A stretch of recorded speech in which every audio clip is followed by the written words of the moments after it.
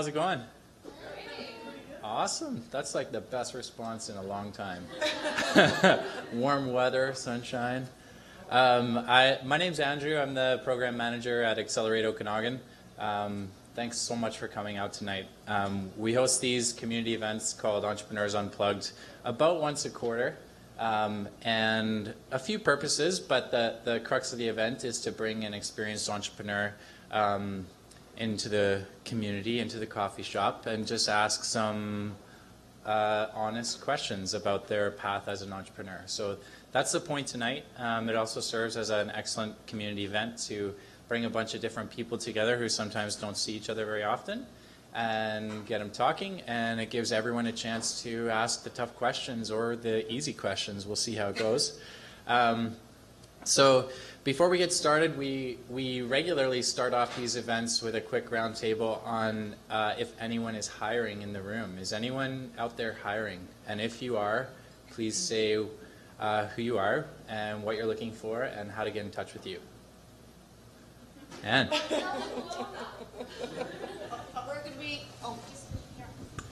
Hi, Ann Denman, Bardell, Kelowna. We are definitely hiring, and we're looking forward to all the Cato grads and going to your grad. It's wonderful that you're here.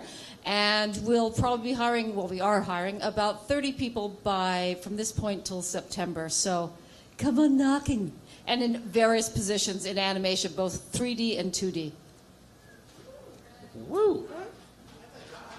Yeah.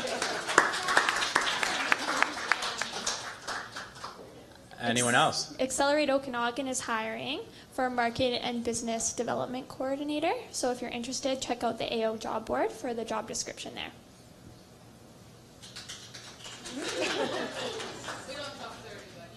Yeah. Anyone else?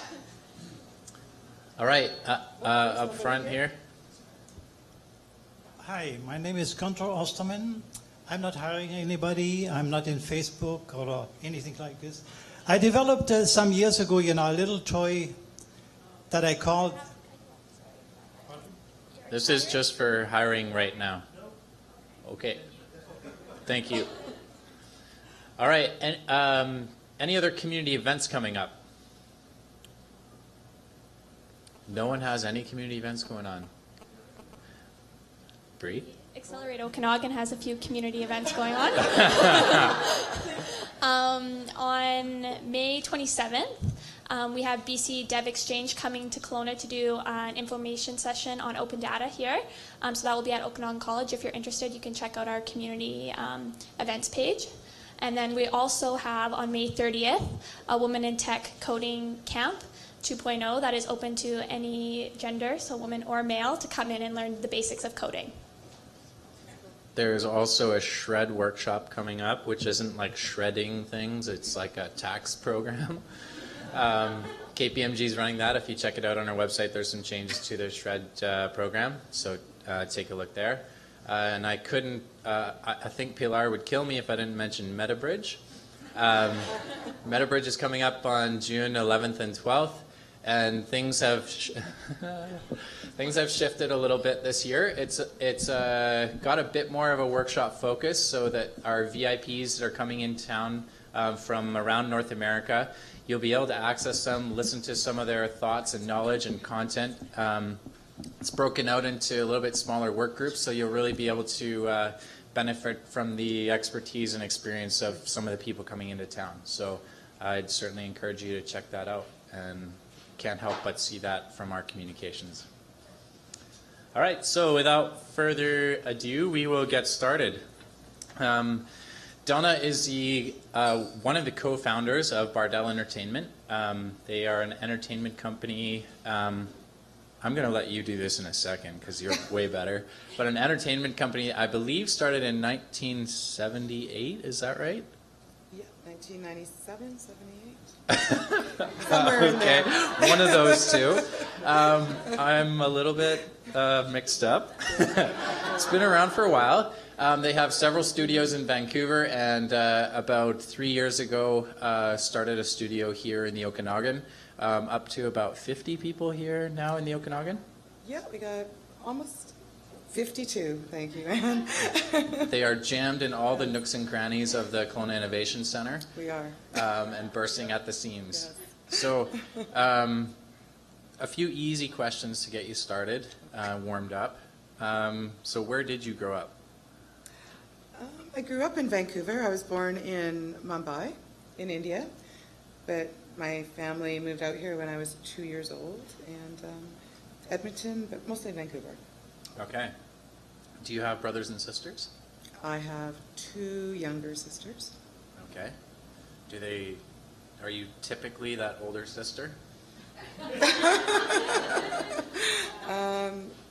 I don't know what a typical older sister. I was going to let you answer that, not me. No. All right. I don't know. Maybe. All right. That's a hard question. It was supposed to be easy. I'm sorry. What was family life like as a kid? It was good. Traveled a lot. Came to Kelowna a lot when I was little. Mm-hmm. My parents first moved to Edmonton, and then my mom came to Vancouver to visit a friend. Like about 4 years later, came back to Edmonton, sold the house, packed up everybody, and moved out to Vancouver. I think all within a few months of visiting the West Coast, and we did a lot of holidays on the coast, and it was pretty typical family. Yeah, lots of family. So Yeah. it was good. Fair enough. What did your parents do for work? Oh, my dad was a stationary engineer on a shipping line. He used to be in the Navy before that. But when they moved to Canada, my mom made him stop that because he was away on the boats all the time. And he actually looked after all the community centers in the west side of Vancouver, working for the Parks Board. Okay. So he was working for the government. And my mom was a secretary at the Royal Bank for a very long time. Okay. Did you watch cartoons as a kid? I did. What was your favorite cartoon? I think I like the Looney Tunes. Yeah. That makes sense. That Roadrunner, Coyote. Yeah. Yeah. That's all, folks. What's your favorite cartoon now? Now? Oh. I think for funny and laughs, probably Rick and Morty. Yeah? You gotta laugh at Rick and Morty. I think that's probably. So I'm a little bit ignorant on this subject. Oh, you haven't seen Rick and Morty? No. It's hard to just describe it. It's probably best to go online and watch it. Right now it's the top-rated show on Cartoon Network Adult Swim. And it's very, very edgy and out there. It's actually Dan Harmon, who was the creator of Community. He also does Rick and Morty, and he's one of the writers, and Justin Rowland. He's one of the writers. It's very, I would say adult and off the wall, but I think right now, there's probably 14-year-olds watching it as well. All right. But you should check it out online. It is, I guarantee you will laugh. All right. What did you want to do when you grew up? Oh, I didn't really know in high school. I worked with kids. So I used to work on playgrounds when I was going to high school, doing summer camps with kids, doing summer camp programs, setting those up. I worked taking money at an ice rink down. And then I wasn't really quite sure. It's actually, so I'll tell you this story. I knew I wanted to change careers, but I wasn't sure what I wanted to do. And a friend of mine took me to a course called Visualize Your Future Career. And it was given by a very new age lady from Salt Spring Island that would come to Vancouver and do this 2-day course.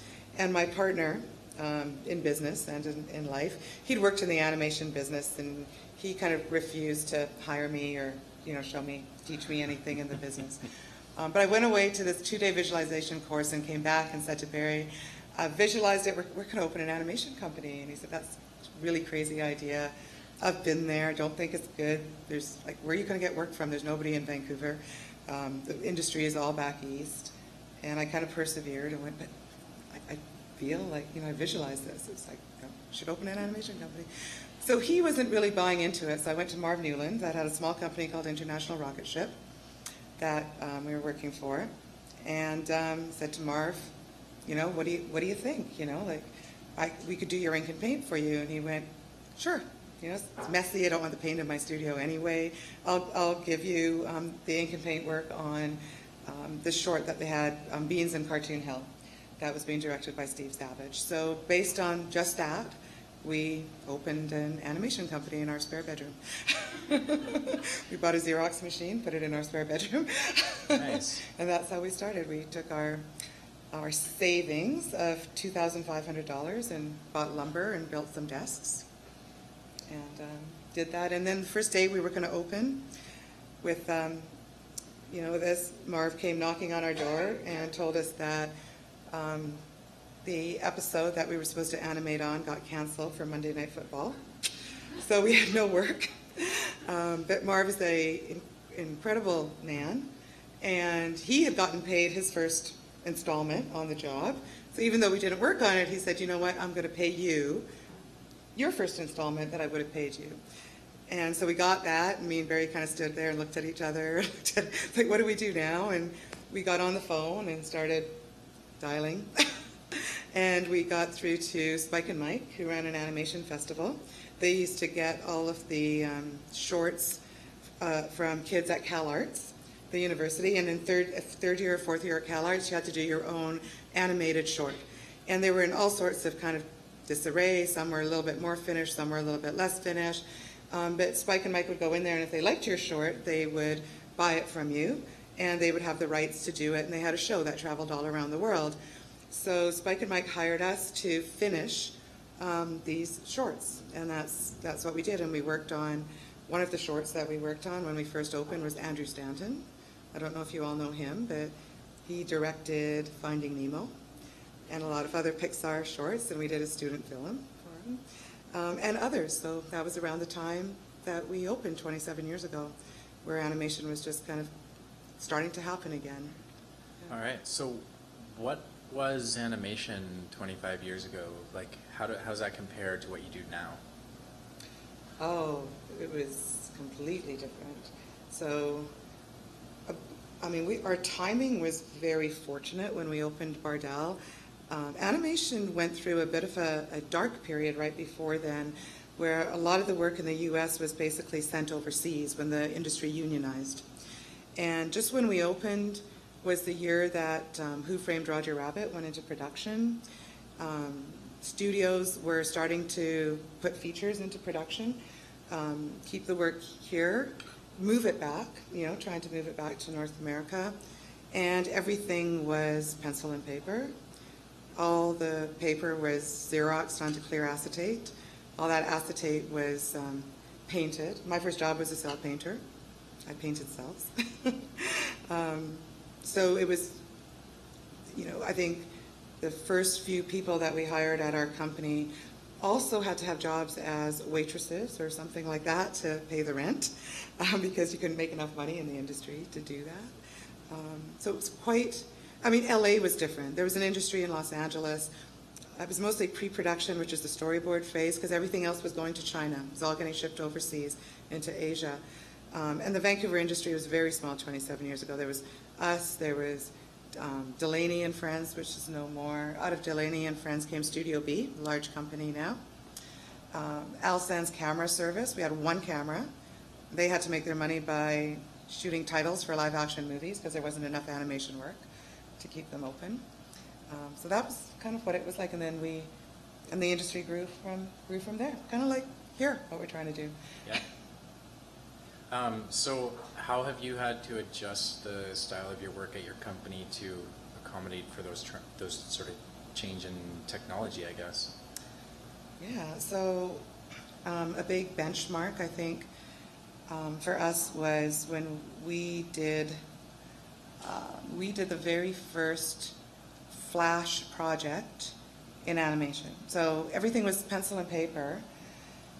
And we had a friend that was working for, it was one of those internet companies, I forget now exactly which one. But he approached us and said, you know, if you can use Flash for the internet and you can use Flash for a website and stuff, I mean, why can't we do a television show using Flash? So nobody really thought about that before, and we kind of pioneered that, and we got the contract to do Mucha Lucha for Warner Brothers in Flash. And Warner Brothers didn't want to hear about it. They just really liked the price point, which was less than expensive than doing that. We liked that it allowed us to animate here in North America. So it was one of the first shows where animation actually came back from, it didn't go overseas.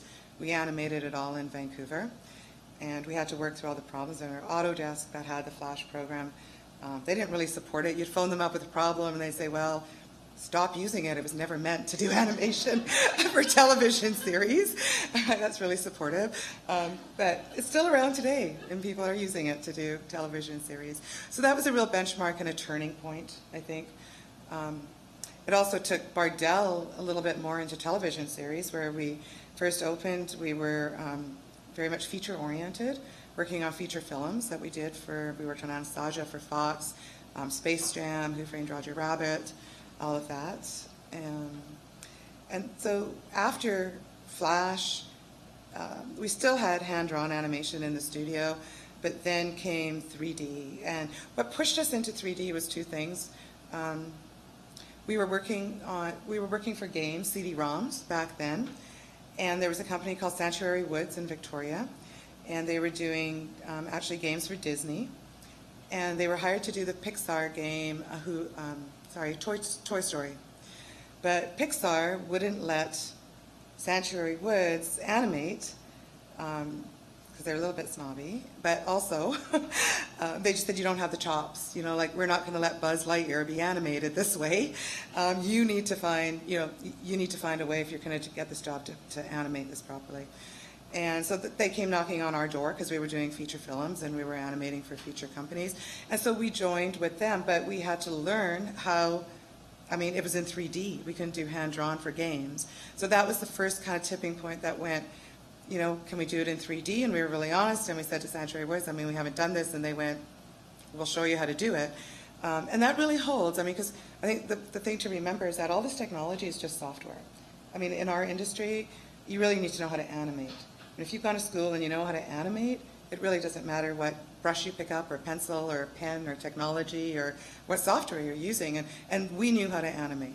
So that's when we started retraining our feature traditional artists onto Maya. And then the second move, and this really pretty much took pencil and paper out of our studio, was Sinbad, which was the last hand-drawn 2D feature film that DreamWorks did.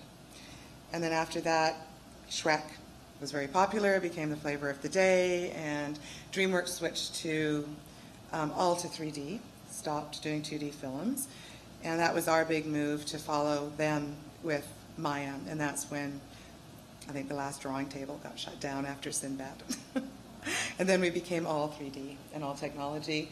And now we like to call ourselves software agnostic, because like I was saying, it's really about the animation and the art and the drawing.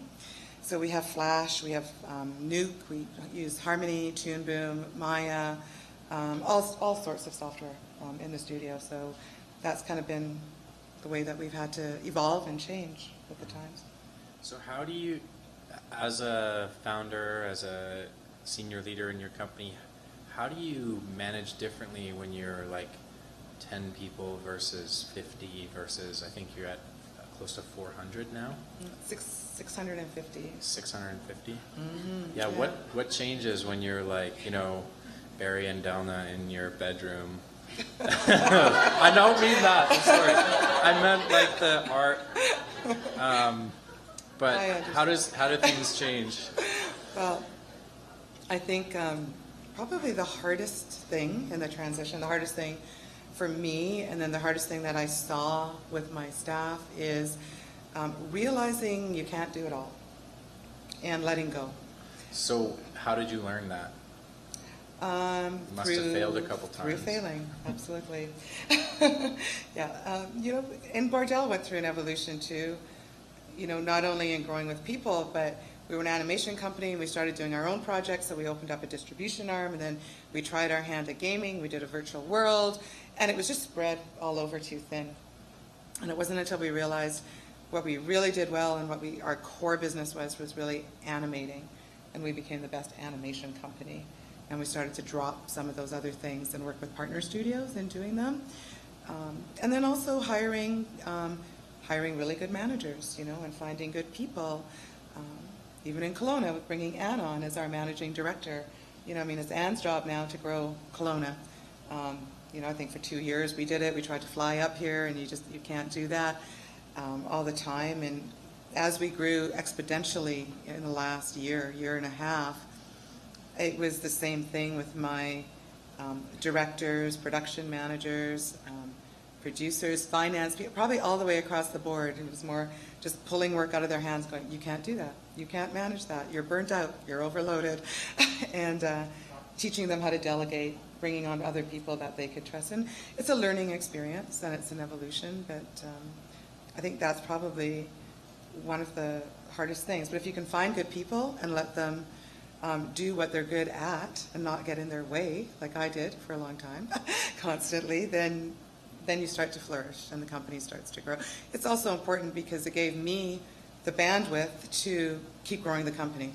Whereas in the past, when I tried to hang on to everything, especially the production floor, which I love, I was so busy on the production floor, I really wasn't growing the company. And that period of work would end, and you'd go through a slow period, and you kept going like this, up and down, up and down.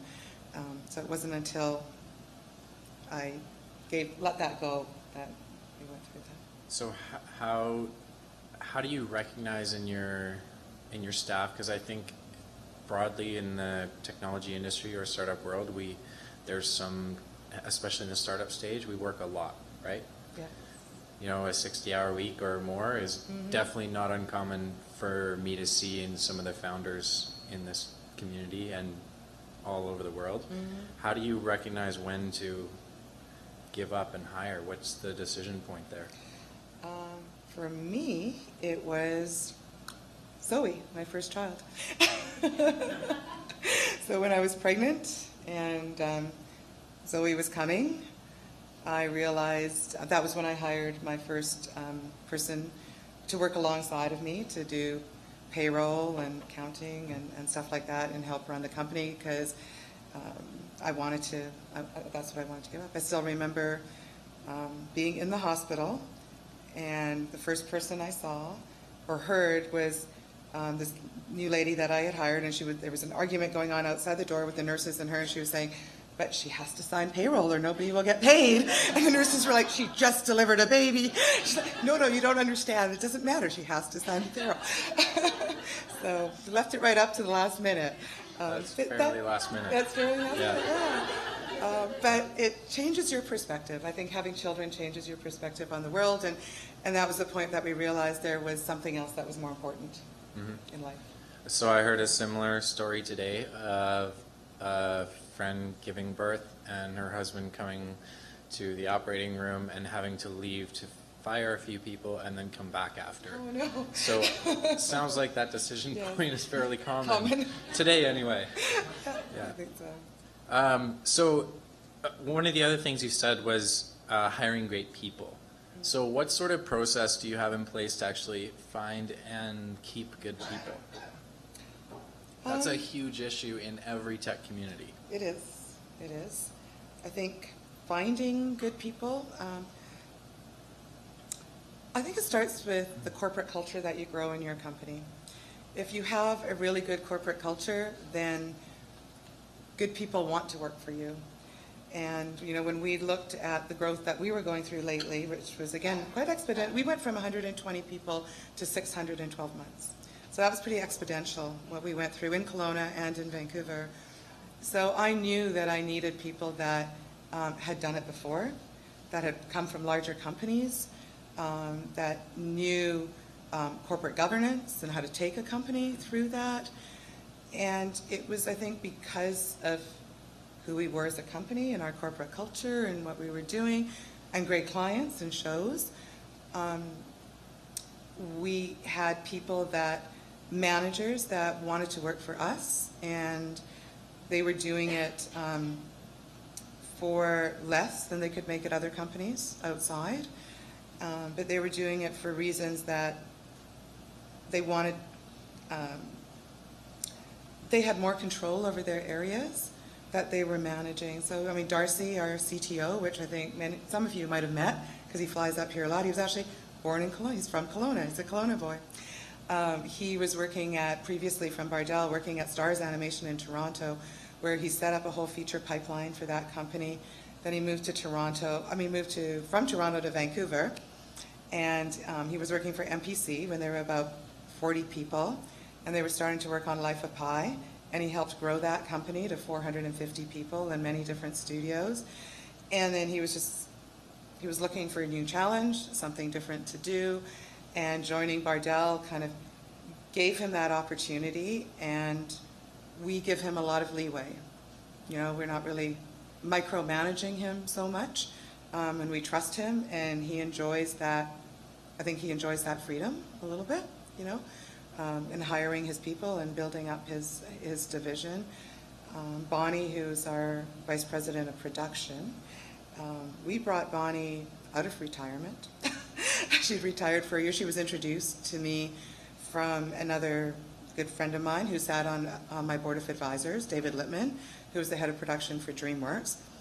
And so Bonnie started with Lucas. She worked for Robert Zemeckis. She worked at Digital Domain. She knew how to report up to large organizations. She'd been out of Los Angeles. So, you know, our clients are DreamWorks, Disney, Cartoon Network, Warner Brothers, Nickelodeon. So Bonnie knew how to like deal with that kind of an organization and manage that, especially when things are not going right or wrong, or you're going through growth, and you need somebody with those nuances. And she knew how to train the young ones up.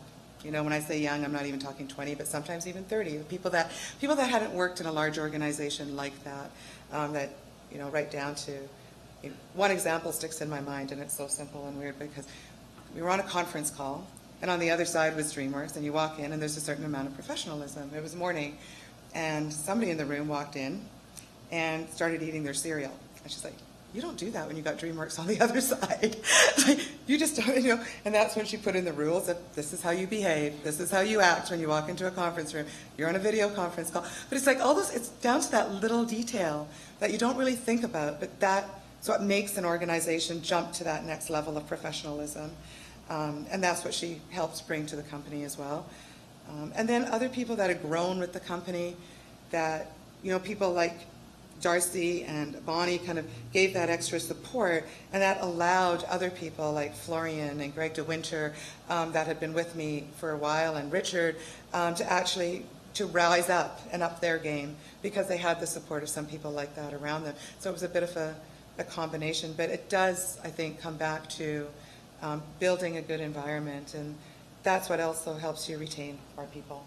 So what was it like when, and I'm guessing you're there, what was it like when you realized that you can't remember everyone's name at your company now? Oh, that's awful. Yeah. It's really not good, yeah. Well, I mean, we kind of got swept away with this growth trajectory, and we made a conscious decision at the end of last year that we were not going to grow anymore. We're not going to add any more people. We're not going to add any more seats. But you are now. No, we are actually Hiring 30 people in Kelowna. We are. So that was, when you look at our numbers of what we are, we're juggling a little bit. So we have 2 facilities in Vancouver, and we're bringing them under one roof. So we're losing seats in Vancouver, Okay. and we're putting seats in Kelowna. So yes, we are hiring in Kelowna, but we're kind of holding. It's a bit of a juggling act. But we are at that decision to not hire more people at the core business does not mean that we made a decision for the company not to grow. So what we are now doing is we're building partner relationships with other studios. So we now have a 2D studio in Manila that we work with, that we send work to. We're looking for a 3D studio that we can send work to as well. So the idea is to keep our core studio in Vancouver and in Kelowna doing storyboards, development, design, scripting, and to keep our animation seats filled.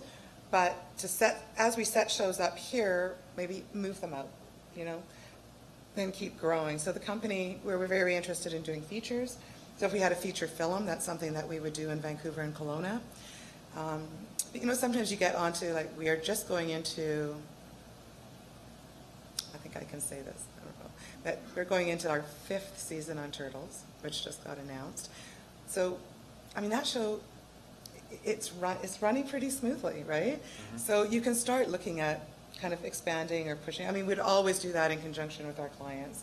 I mean, we would approach them, but that's kind of the goal. So the company will keep growing.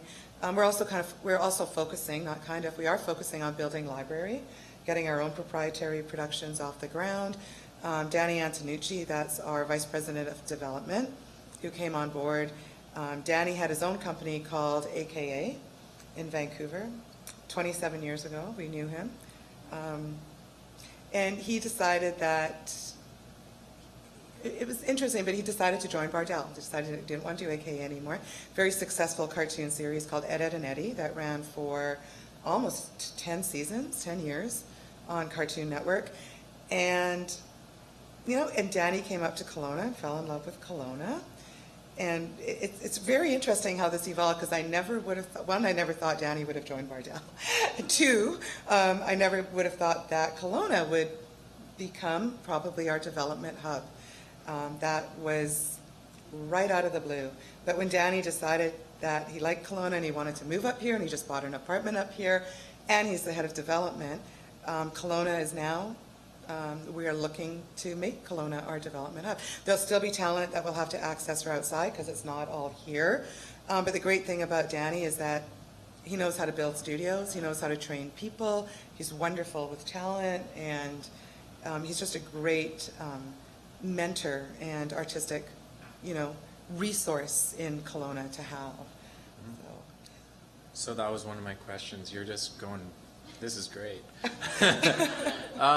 So back to culture, you said people join because of your culture. What is your culture at Bardell?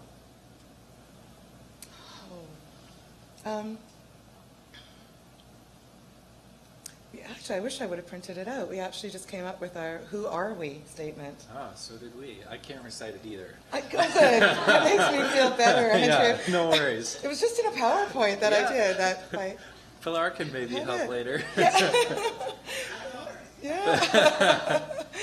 Yeah, but you know, I think we trying to remember some of the statements on there. We are innovators. We work hard. We play hard. We teach. We guide. We mentor the next generation to come along. We trying to remember some of the other ones. I know that we are, in those 10 statements, we are very respectful of all the people that we work with. We tend to be kind, and we want to be the change. You know, I tell everybody, I mean, you are the change. I mean, what you do will change and lead by example. So those are some of the things on the "Who are we" statement. All right, we're going to come back to that, some of your values in a bit, but I'm trying Can I get Pilar to print it out? No, I meant ours, not yours. Oh, okay, well, good. So one of the things you mentioned a few minutes ago was sort of some of the changes that were made by people that came in that had big company experience. Mm-hmm. So as for this region anyway, you're a big company. How do you, as a senior leader and co-founder, what are the types of key performance indicators that you get on a daily or weekly or monthly basis so that you know your company is running smoothly? That's a good question. Well, you know, I think we are actually endeavoring to put a lot more of those in place this year. So last year was a year of growth. This year is very much a year of stabilization for the company, which includes reporting. Mm-hmm.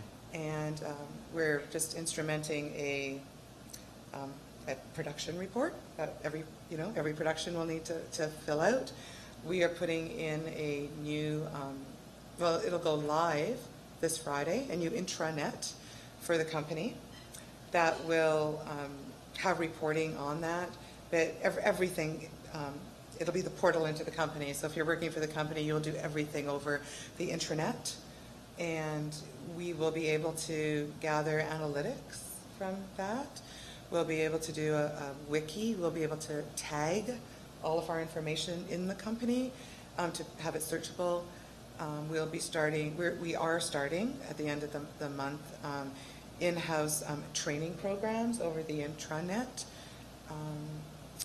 So I think, you know, exactly, we're in a stage right now in investing in software, investing in production reporting, investing in analytics, so that we can get that information. And,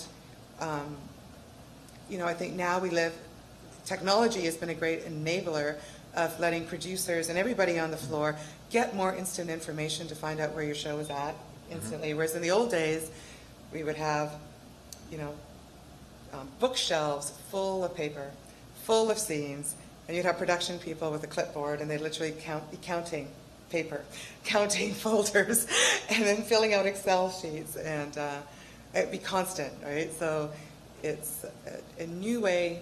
Yeah, I think that this year is about that. We're also, IT is revamping a asset management tracking system that we've had at the company. And in building that, we're very conscious of reporting and analytics, et cetera. So that's our theme for this year. We are working with quite a few companies on that stuff right now.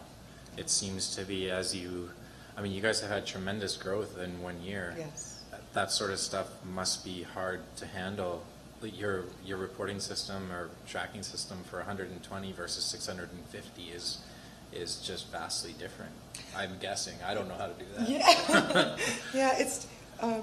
It is vastly different. It's different, but also the other thing that happened with the growth that we went through is we added a lot more departments. So we don't just do animation, we do storyboarding, we do design, we do art direction, we take shows all the way through from script into post-production. So the reporting has to grow along that timeline as well. And, you know, when you're small, we were really just an animation studio.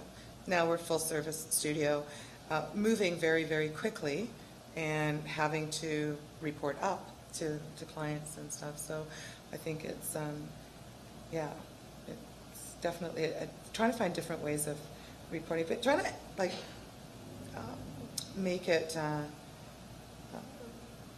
not make it so manual. I don't know the word for it. It's not instant, but it's automated. Automated. Thank you. All right. So back a little bit towards your values. You guys invest in the community. You're active here. Mm-hmm. Some of those values that you mentioned certainly speak to a friendly company, right? That it almost makes you want to hug Bardell. Which is great. So, what are your commitments for social and environmental responsibility? Well, I can tell you that Kelowna, Bardell Kelowna was out picking up garbage on Earth Day. We made the global news. Thanks to Anne. Yeah. We are, well, it's interesting, when we stopped using paper, I thought, wow, this is a great strive to be more environmental. We're not cutting down, a little forest every time we want to make a movie. But then Darcy did remind me that we do use a lot of power, which is not so environmental, too. So how are we being more environmental? Or things like gender equity or a living wage, just that sort of making sure your employees have a decent life. Well, I think we certainly try to, I think across the industry, actually, in animation, everybody tries to remain within a certain pay scale, right? For directors, there's a pay scale for new people coming into the industry, artists coming out of school. If you're good at your job, you rise up. Sometimes it's also dictated by the jobs that we have in the studio, what they pay, what the clients pay. So you have to it's a balancing act between that. If you're working on a feature film, you're probably making a little bit more. I think one thing that we definitely strive for is we recognize that all of our artists work extremely hard. They work extremely long hours that we're very appreciative of. And, sometimes you can't always reach the pay scale that you would want to give to everybody like that. So we try to be there for them. We try to, if they're working late, bring in lunch or bring in dinner. We have cereal Mondays. We pass around popsicles if it's cold hot. I mean, we try to make it a nice place to come in and work. So you feel like, and in the new studio that we're building out, there's going to be a big, multi-purpose staff room where we'll have yoga. There'll be a beanbag room. We'll have training programs, things like that, just to make it a little bit more comfortable. Show them that we appreciate them, all the time. Be there too. Like honestly, sometimes when a show's in difficulty or trying to strive to meet a deadline in Vancouver. I mean, I'm not hope to be working more out of the office, but I'll stay. I'll be there at 11 o'clock at night. If they're rendering a scene or putting out something. If we're asking people to work on the weekend, I'll come in. So right. I think we try to treat it as a family. We can't have everything. Fair enough. So a couple more personal questions about yourself as an entrepreneur. How do you balance responsibility between yourself and Barry and your senior leadership team? That's a good question. So Barry is my partner, does all of the business development. So he's more the kind of outwardly facing. He'll go out into a networking event and meet everybody and come back with a handload of business cards and talk to everybody. I run the studio more and the floor more, production teams and development. So I'll go into that same networking event and maybe find somebody and talk to them and stand in the corner. I'll meet so many people. I'm good one-on-one. Barry's good in bigger groups. But he also holds the relationships with all of the major studios down in Los Angeles, around the world. And then when he gets a bite and somebody's interested in doing a job, whether it's independent or through a studio, he kind of passes them over my way. And then I start talking with them. And then I work with my senior production team to put a bid package together and a budget together or do R&D on a show. So that's how we kind of split the roles between the two of us. And then under me, I have a vice president of production. I have development, which is Danny, finance and business affairs, which is Greg, a creative studio head, Florian, and my operations manager, which is Sandra, and then Darcy, our CTO. So I have 6 people under me. Putting that org chart together was very painful. It took a long time, and that was a real part of that process that I was talking about before. It was called letting go, because we really took a lot of conversations and stuff, and even with all of those 6 people, to get them to let go, to say, you need people underneath you and underneath you. So for a long time, we ran as a flat company, flat organization almost, and we're now pyramiding out. So those are my 6 direct reports. Okay. What are your weaknesses as an entrepreneur?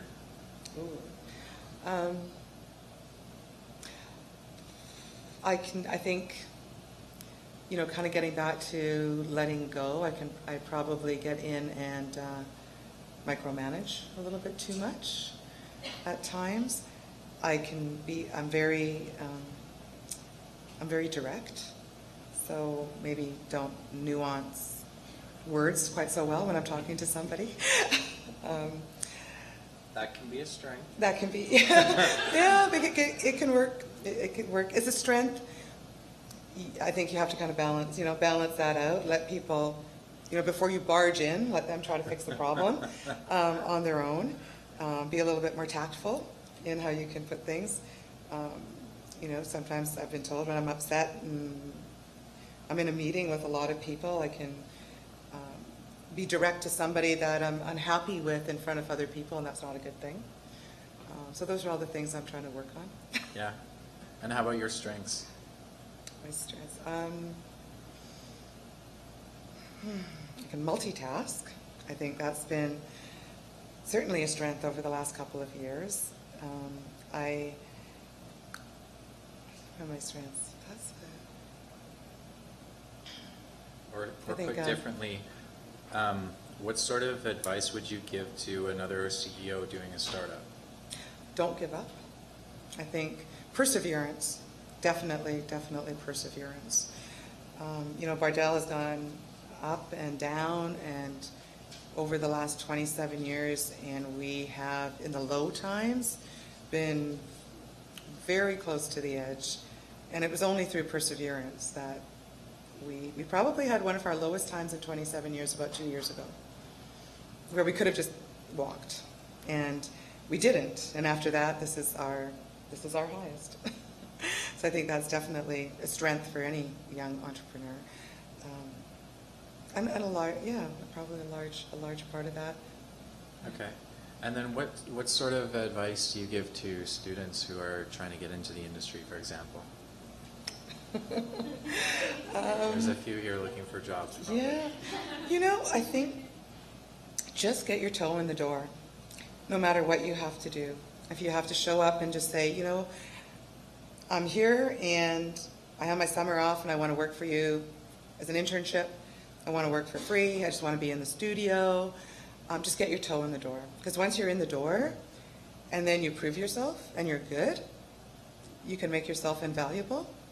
And that's how you get in, I've had, people that have, kids that have come from school and come for a summer internship and show up at our door and we're like, we don't do interns. They're like, nope, you don't have to pay me anything. Just give me a job. I just want to be here.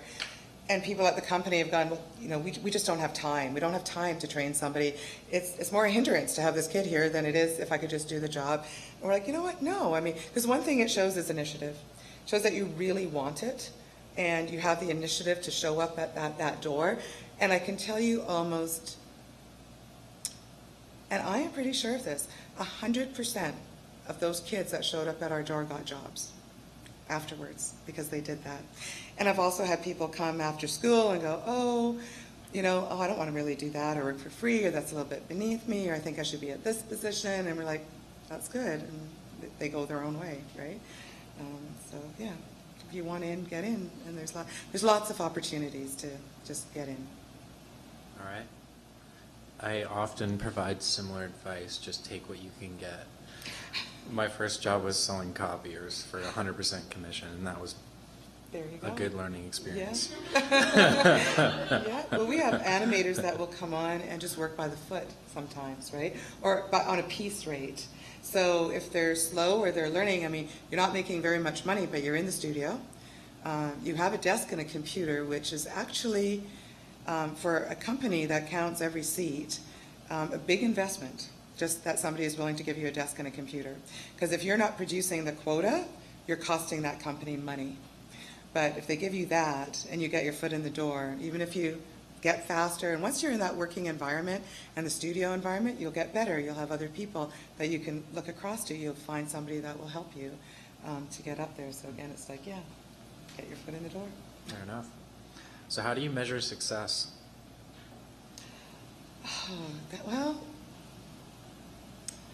That's changed, I think, over the years as I've gotten older.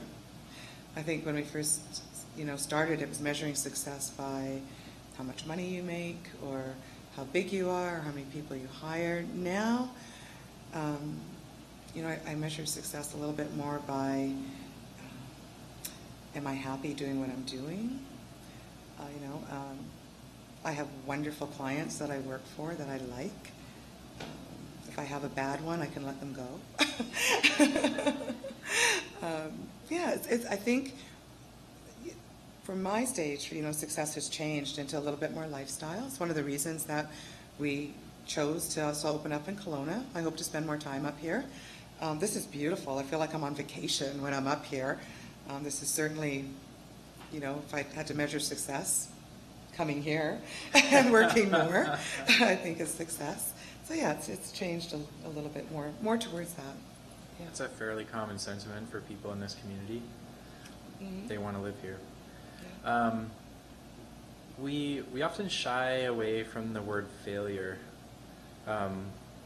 What are some of yours, and what did you take from that?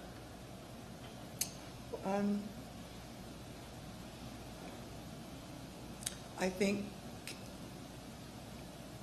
when we first started getting work and we were on an upward swing, we got really busy, and so I said to Barry, "Don't go out there. We can't do any more work, right? Because we're full. Need to take a break." And that was almost getting a little bit too cocky, because then that work ended and there was no work afterwards, and you really should have been out there selling that whole time. So that was certainly, a bit of a failure on that part, not keeping your eye on the ball always with the business side. I think it's a lot of the failures have kind of come from that. You're doing really well, and you get overconfident, and you think you know what you're doing, and you got it handled, and then you realize something happens, and you lose a project or something because you don't know what you're doing, and it kind of knocks you back down to earth. But I say, don't be overconfident all the time. A little bit too much. A little slice of humble pie. Exactly. Yeah. Yes. So this was a question I had from a friend of yours the other day. How do you stay positive and on top of your game in all the different business cycles that you've been through? Like, how do you stay relevant?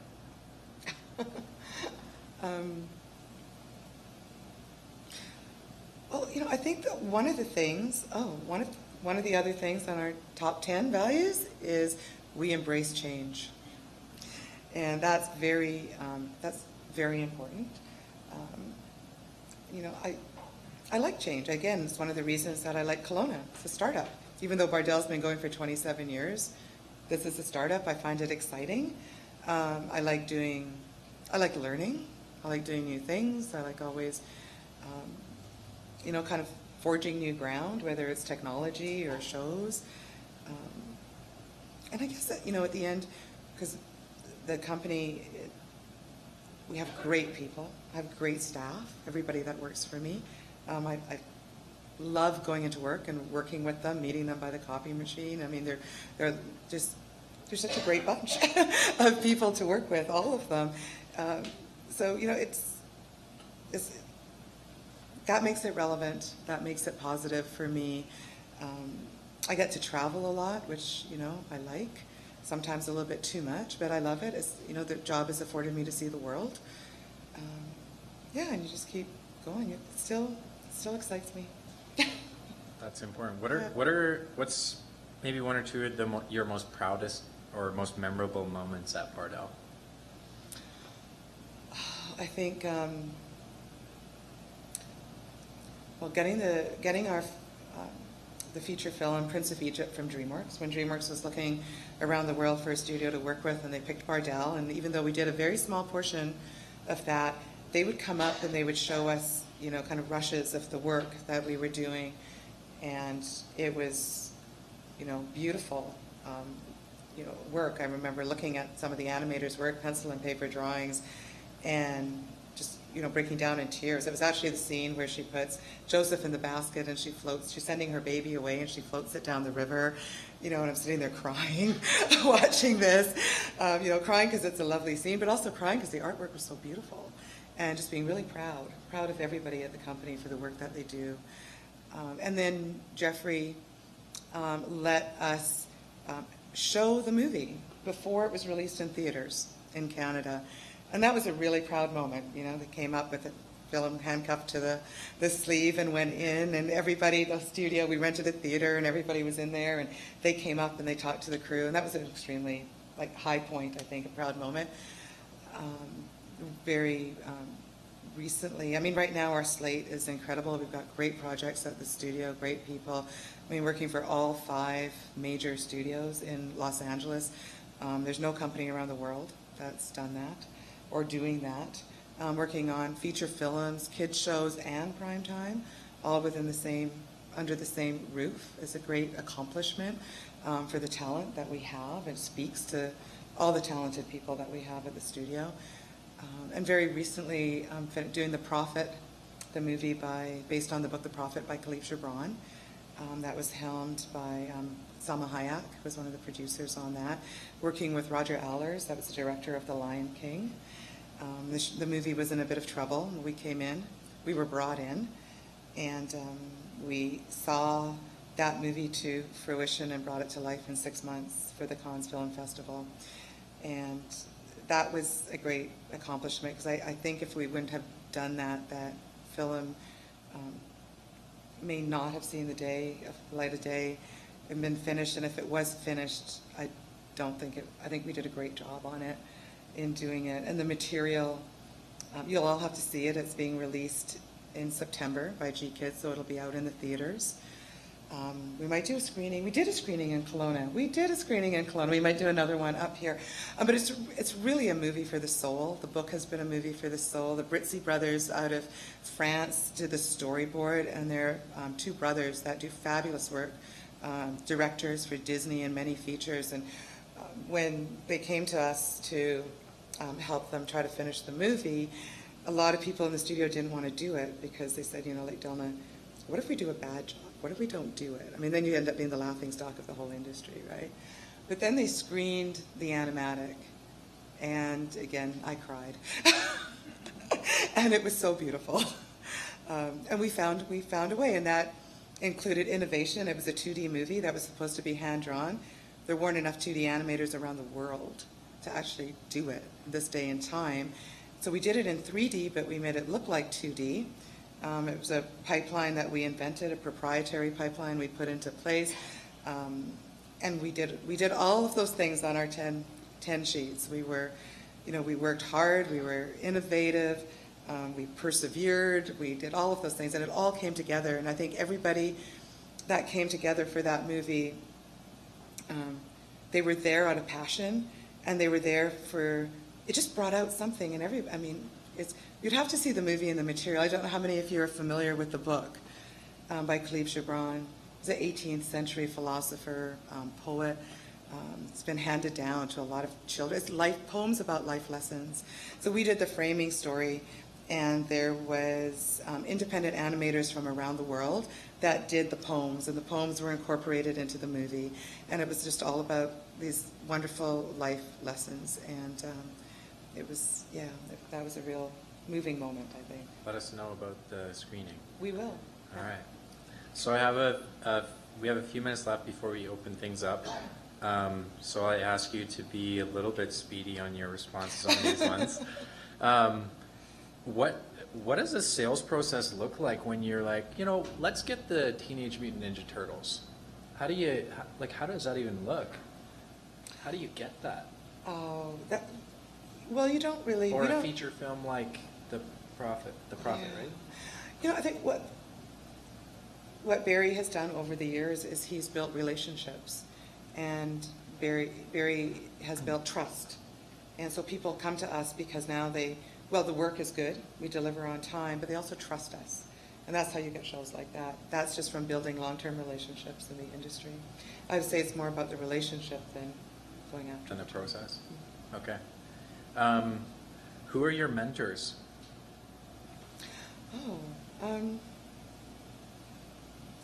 Well, when I first opened the company, a very wise person told me to hire the most expensive entertainment lawyer, the most expensive entertainment accountant. And back then, when I first opened, they really were my mentors. I hired also a lady who was a producer, more from live action, brought her on board to actually run and mentor me on how to produce. And probably those 3, Sandra Gould, my lawyer back then, Arthur Evansall from Heenan Blakey that had opened the Vancouver office, and Neil Clarence that ran the entertainment group at E&Y.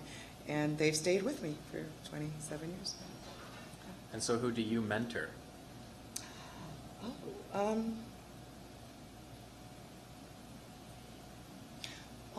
I don't have anybody specific that I actually mentor.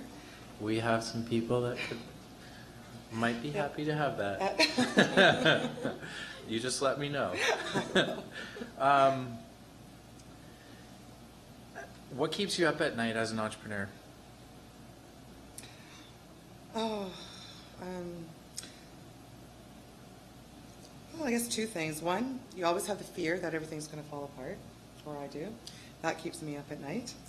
And 2, my brain just keeps working on things to get done. I have I have a pad and a pen beside my bed, and I will wake up in the middle of the night, I've learned, and just jot it down so I don't have to keep rolling it over in my head and go, remember, remember.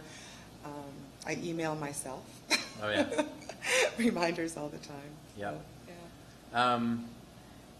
If Kelowna, or the Okanagan rather, could help you and Bardell do something, what are your biggest needs that you're trying to crack right now?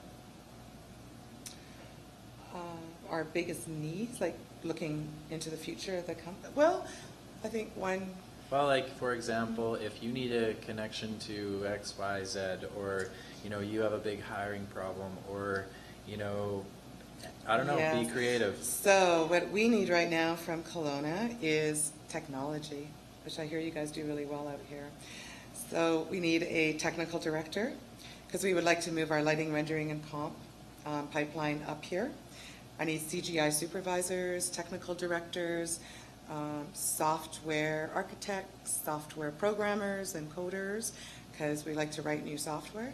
So I think that's right now of course we need artists, but we would like to try to get some of those technology people from here. Okay, and that question reversed, what are some of the things you think you can help our community with?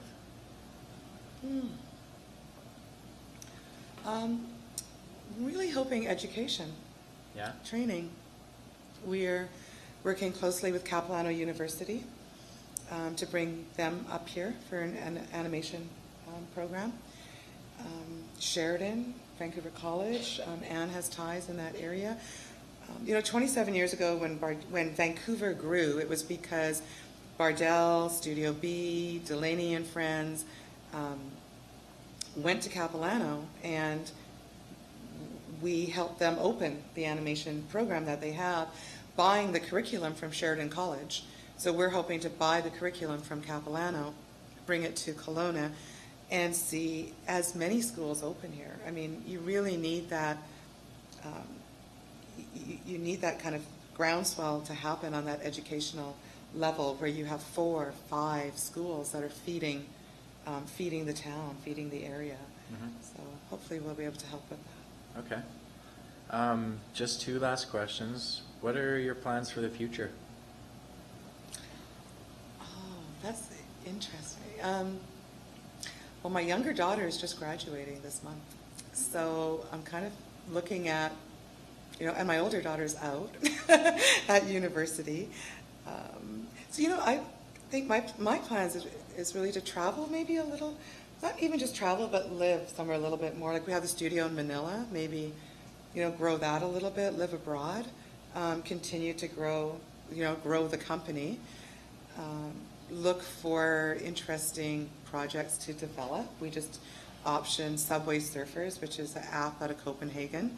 So it's really cool to be working with Copenhagen now, so I hope to go there more. But, it's about 700 million downloads from that app. It's one of the biggest. What is that? Should I have heard of this? Subway Surfers? Yeah. You should have. 700 million people know about this, and I don't. And you don't. Yeah. It's right up there with Clash of the Clans. All right. Yeah. I don't know that either. Oh, education. I don't watch TV. It's not on TV. It's on your iPhone. All right. And putting it in. Yeah, so, looking to, I hope to, keep guiding the company, growing the company, working on education programs, developing properties, and forging ahead. All right. What are you most proud of? Oh, I think I'm most proud of my children. All right. That was perfect. All right, so we're going to open it up for questions. Bree's got a mic over there.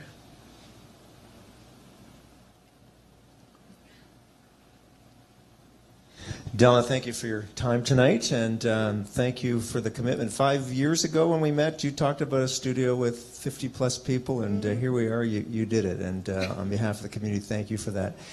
With all the speed of change, and you talked about embracing change, what is the animation world going to look like? 2D to 3D, what's it going to look like in the next 5 years?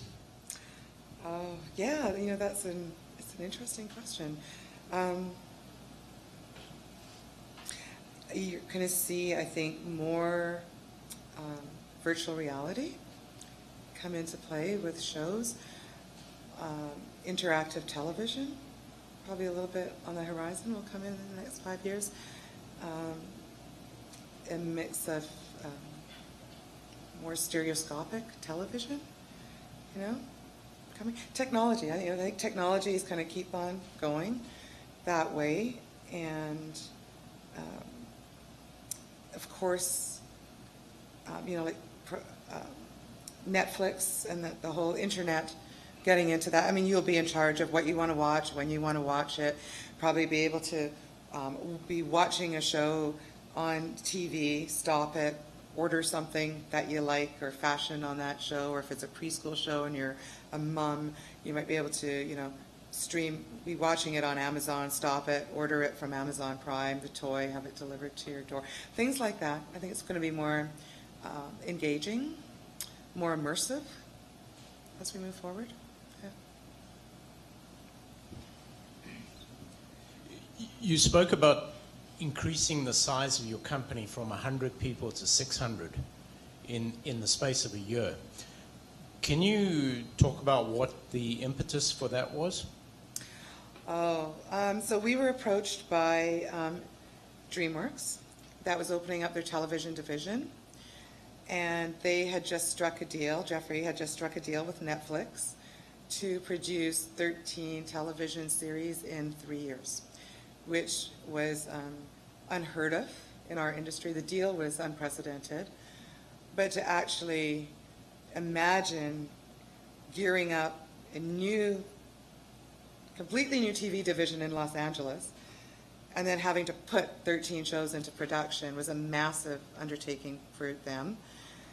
And the three heads of DreamWorks Television were the three heads of Nickelodeon that we had worked with. So when they went over, plus our relationship with DreamWorks over the last 20 years, so they came to Bardell. And, you know, I mean, pretty much we tried to take as much as we could. So we landed 4 television series that we geared up for. 5 we were trying to do. We might take 1 more. And that was the impetus for it. And at the same time, we had a lot of our existing series going into 2nd season, 3rd season, so that work continued. And we also, Disney, which was another previous client of ours, had a show that Jake and the Neverland Pirates, they wanted to make a studio change for their 4th season. And again, it was that kind of trust factor. And so they phoned us up, and she was like, you know, oh my God, you know, the studio that was doing it didn't want to do it for that other season. And so, you know, they were kind of, I mean, Lisa basically phoned up and said, you know, where am I going to put this and who can do it? And Bardell can do it. Can you take it for me? And we couldn't say no. So, yeah, so it was just, it was a year. And I think a lot of that is the need for content out there. Netflix is driving a lot of it. Amazon's driving a lot of it. And I think because Netflix is driving it, you see all the other majors just filling. Right now we're in an upswing. Everybody's filling content pipelines.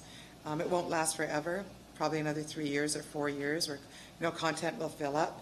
And then it'll probably peter off a little bit.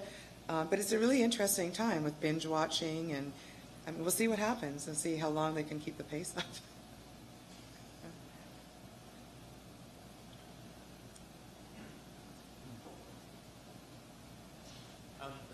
What you just mentioned about how long until the pipeline's filled, what does life as content producers look like once that happens, once it's filled up? Well, things slow down. Broadcasters start ordering a little bit less. You know, I mean, we'll see if Netflix keeps ordering the quantity they do. But I mean, I think every business, or a lot of businesses, have cycles that they go through. But that's where you hunker down and, you know, Maybe and there's keep going. content for virtual reality. There's content for, yeah, I mean, I don't think gaming is our core. I mean, this is where we would work with a partner. But that's certainly why we're doing development and we're starting to option our own projects, you know, and have our own proprietary shows. That's a little bit of a mix of all of that. Yeah, but you keep going because there's always work out there. There's always shows, so it never stops. It never stops. All right, any other questions? Michael? 2 years ago, you said you came close to hitting the wall. And so when that happens, where do you go for help? You know, when you're close to hitting the wall, I mean, you certainly don't go to the banks because they're not going to help you. Well, you bring something in. You just keep persevering. I mean, and what turned us around was work came in. You know, jobs started coming in, and we held on. And that was the turning point. Yeah. So more you just kind of keep the faith rather than reach out, or? Oh, no, you reach out. You get on the phone, you dial for dollars, you go down to LA, you meet with people, and you work hard, and you bring in the work. I work the hardest when I'm hitting the wall. And that's when you're working 24/7. Yeah, you don't give up. Delna, you're a private company, right? Yes. Yes. What are your objections to becoming a public company? I don't know if there's really any objections to becoming a public company, but I mean, there's a lot more, I guess, governance, accounting, whole other business thing. Takes money to keep that up. Kind of get on a treadmill then too about just having to bring in the work. And we've had a few people approach us over the years with that option, and we just never felt that we were big enough to really make that leap to going public, you know, revenue-wise, etc. Yeah. So what do you guys do for investment these days? How does somebody like invest in your show? Say, you know, we really like what you guys are producing. We'd like to get into what you guys are doing. We'd like to become your partners because you're looking for a partnership essentially out there. How does that work on a financial level, like on a partnership level even? Well, we're always, right now we're talking to a company about putting together a feature film fund. So that would be private investment that would come in. Development funds also, you know, are interesting where it'd be private money that would come in to you're either first money in or last money out for something like that. Or if there's a proprietary project like Subway Surfers that already has such a big groundswell, there's often gap investment that's needed where the show is pretty much financed, but you have about 20%, that's gap. Sometimes private money will come in to fill some of that gap. You know, and also, you know, we might look to, you know, bring in partners as Barry and I, you know, get older and look at succession planning. You know, so just one last one. Would you consider this whole entertainment industry to be a high-risk investment? Yes. To be perfectly honest. It is a high-risk investment. So yes, I wouldn't be putting your hard-earned dollars, if you didn't have them, into the entertainment industry. I'm sorry, maybe I should not be saying that here. But, you know, but having said that, I mean, if you hit a property like Ninja Turtles, it's now worth $3 billion. You know, Power Rangers, same kind of group. So it's a high-risk game, but there can also be very, very high returns. All right, any last questions? Oh, yeah.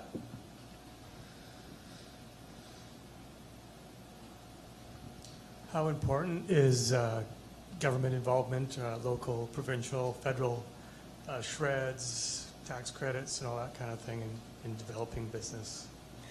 Extremely. I mean, the industry is growing exponentially in Vancouver in not only animation, but in gaming. And we see Sony up here, ILM has moved to Vancouver, Microsoft has moved to Vancouver. And the reason for that is because of the tax credits that we get.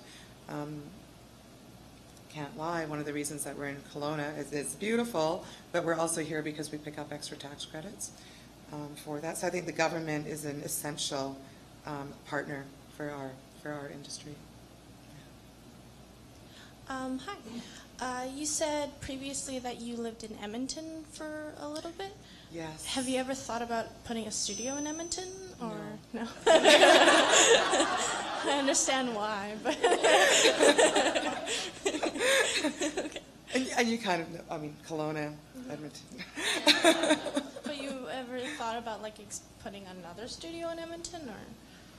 No, you know, for a couple of reasons. One, Edmonton doesn't have the tax credits we have here in British Columbia. So as a province, it's not economically feasible for us to go and open a studio in Edmonton. You know, and we'd have to grow another talent pool out there. The talent doesn't exist in Edmonton. And 3, it's really cold. Yes. All right, so we'll close it off there. Delna, thank you very much for being here tonight and sharing with us. It's really important for us to learn and be able to share as well. And also thank you for investing in this community. We're so happy to have you here. A couple of closing notes. Our part of our new mandate at Accelerate Okanagan, part of that is to cultivate the world's most fertile environment for technology. So we're all trying to do that. I think you're all a part of that as well. Well, I know we're all a part of that in one way or the other. So thank you all as well for being here. We really do try to bring events like this with everyone else in mind. Last couple of points, we have space on our programs. We are always looking for great technology entrepreneurs, so please get in touch. And the companies in the community are always looking for great people to join, so take a look at the job board if you want. And the last thing is go Rockets go. Good night.